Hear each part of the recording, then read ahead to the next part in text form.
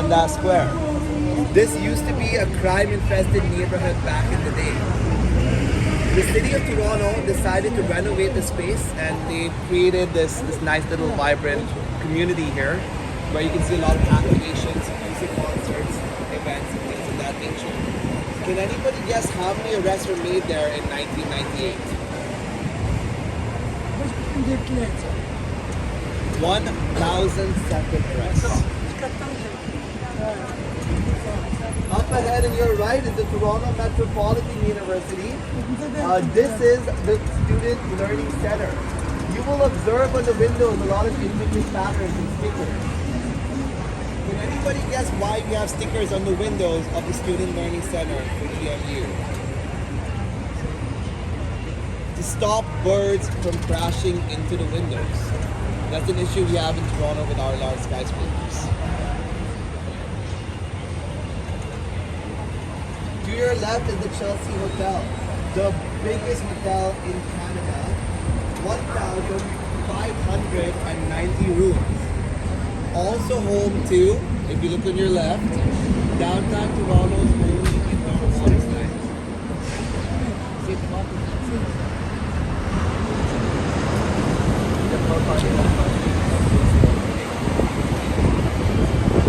In 1975, a law was passed in Ontario which said if any building has heritage, do whatever you want inside the building, but don't touch the outside. College Park is one such building, protected by the Ontario Heritage Act.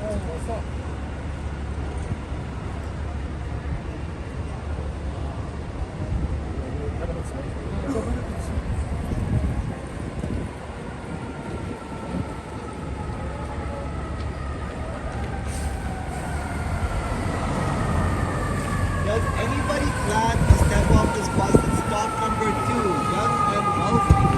Stop 2, Young and Wealthy, Wealthy and Young, nobody for the second bus stop.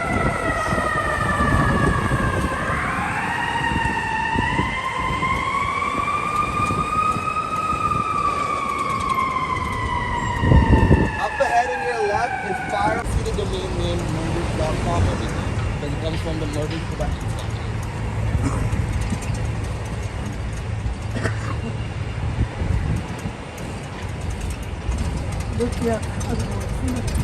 Another interesting fact about Ed Mirvish, if you guys know the Old Vic in London, England, he purchased the Old Vic and restored it within a year. The Queen of England recognized Ed Mirvish with the Freedom of London. That meant two things. Residence. That was a fine dining Italian restaurant. Many musicians used to perform in Yorkville in the 60s and 70s. Neil Young performed here with his original band, The Squires. Joni Mitchell was here every weekend. Has anyone heard the song Big Yellow Taxi Cab by Joni Mitchell? You know the lyrics, Built Paradise, put up a parking lot? It's based on a parking lot in Yorkville. And Ernest Hemingway, the American writer, also used to write at a cafe in his neighborhood. On your right behind us is the flagship Chanel store. That was the original Mount Sinai Hospital, hence it looks a lot older than the other buildings here. Up ahead on your right is the Hazelton Hotel. This place became especially popular during the Toronto International Film Festival. Tom Hanks has been spotted having breakfast at this restaurant. Beyonce and Justin Bieber have both stayed here as well. They say you're not allowed in the lobby without a reservation, but I don't think that's true. I feel like you're allowed in there, but you have to respect that you're in a high profile.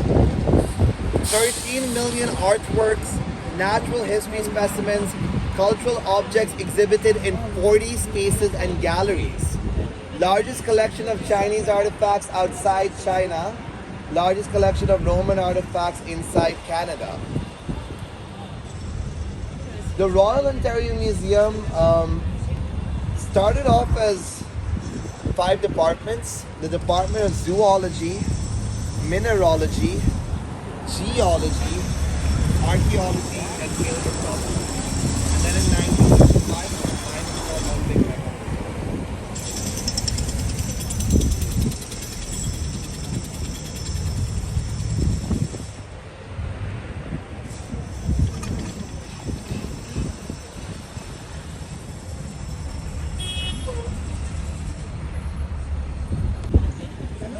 We'll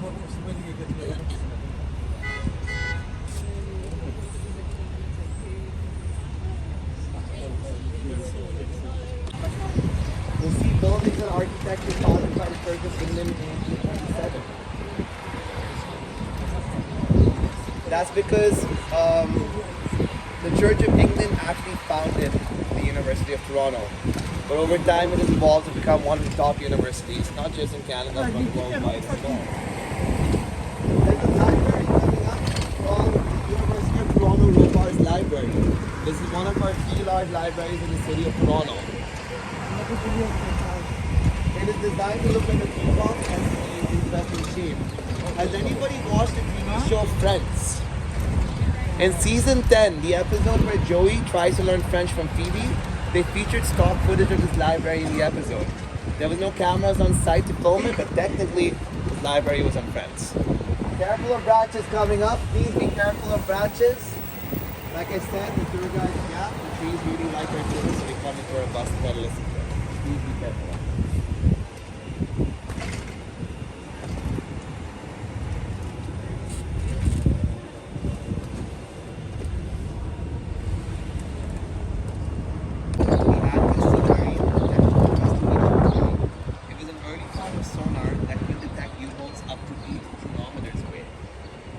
Helped out the Allied forces in the war.